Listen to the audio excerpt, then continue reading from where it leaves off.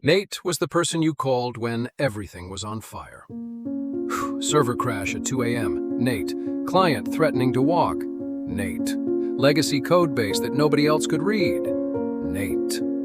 For 7 years, he was the person holding the building up. Everyone praised him. We'd be lost without Nate. Nate's the backbone of this place. His name came up in every all-hands meeting. Leadership loved him. His teammates admired him. He had never received anything less than an exceptional performance review. And in 7 years, he had never been promoted. Not once. Every year, the promotions went to people who did less. People who were good but not essential. People who could be moved because they weren't holding anything in place.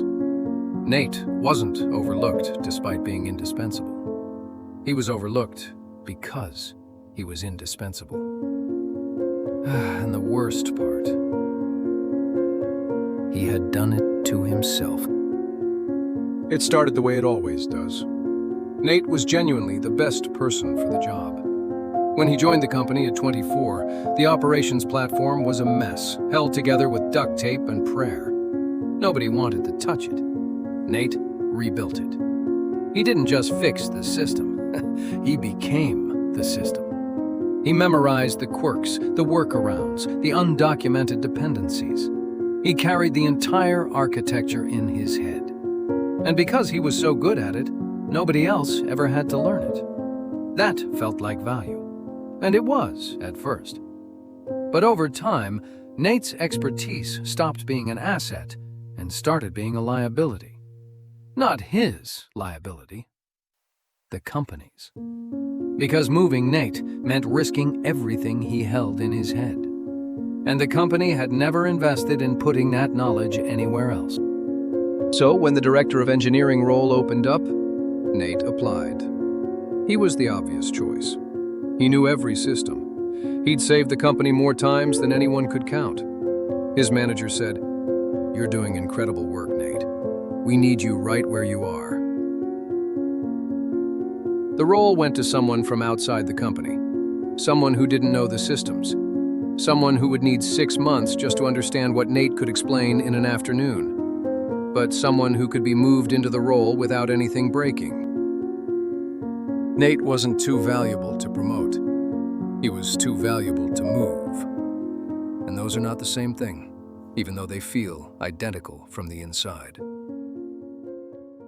A farmer owned a goose that laid a golden egg every morning. Every day he collected the egg. Every day he praised the goose. Every day the goose stayed in the same pen.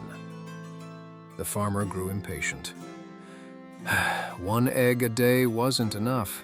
He wanted all the gold at once. So he cut the goose open and found nothing inside. The goose was dead. The eggs stopped forever. That's the version everyone knows. The farmer was greedy. The farmer was foolish. Don't kill the thing that gives you value.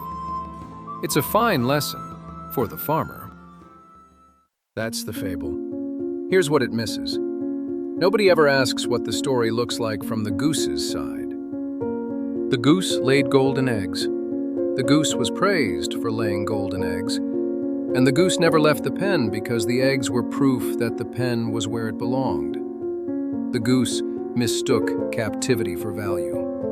It confused being needed with being valued. It thought, they praise me every day. They must want the best for me. But what they wanted was the eggs, and the eggs required the pen. After the promotion went to the outside hire, Nate did something he'd never done before. He looked at the last 7 years and asked a different question. Not, why don't they see my value? But, what have I made it cost them to move me? The answer was devastating. He had never documented the system. He had never trained a backup. He had never written a single runbook. Every time someone asked how something worked, Nate answered it himself. Faster, easier, more reliable than any document could be. And every time he did, he tightened the lock on his own cage. His colleagues who got promoted were never as good as Nate. But they were replaceable. They'd built teams that could function without them. They'd created documentation, trained successors, distributed knowledge. They could be lifted out of their roles without leaving a hole. And that portability was what made them promotable. Nate had spent 7 years becoming the most important person in the room. And in doing so, he had cemented himself to the floor. The goose could have left the pen at any time, but it kept laying eggs in the same spot because the praise felt like freedom and the pen felt like home. By the time the farmer reached for the knife, the goose had forgotten it could fly. Nate didn't quit. He didn't complain. He did something harder than either of those. He started making himself replaceable. He spent 6 months writing documentation. He trained 2 junior engineers on the legacy system. He turned himself from the single point of failure into the architect of a system that didn't need him. It was the most counterintuitive move of his career. Every instinct told him that his value was in being the only one who could do it, that documenting the knowledge would make him disposable. But the opposite was true. 8 months later, the VP of engineering role opened again. This time, Nate's manager didn't say, "We need you where you are." He said, "The team can handle the transition. You're ready." Nate was promoted, not because he became more valuable, but because he finally allowed the company to move him without the building falling down. There's a paradox that career advisors almost never talk about. The harder you work to become irreplaceable, the harder you make it for anyone to move you upward. Promotions don't go to the most valuable people. They go to the most portable ones. This is the indispensability paradox. It doesn't punish incompetence. It punishes a specific kind of excellence, the kind that hoards knowledge instead of distributing it, that solves problems instead of building systems, that carries the weight instead of teaching others to share it. Ask yourself this: if you disappeared from your role tomorrow, how long would it take before something broke? If the answer is immediately, you are not in a strong position. You are in a cage with a very nice view. The second framework is what Nate eventually discovered. He called it the knowledge transfer play. Document what only you know. Train someone to do what only you do. Build systems that outlive your involvement. You cannot be lifted up while you are holding things down. The farmer in the fable was greedy. That's a personal failing. But the goose's story is a structural one. The goose wasn't killed by the farmer. It was killed by its own belief that the pen was where it belonged.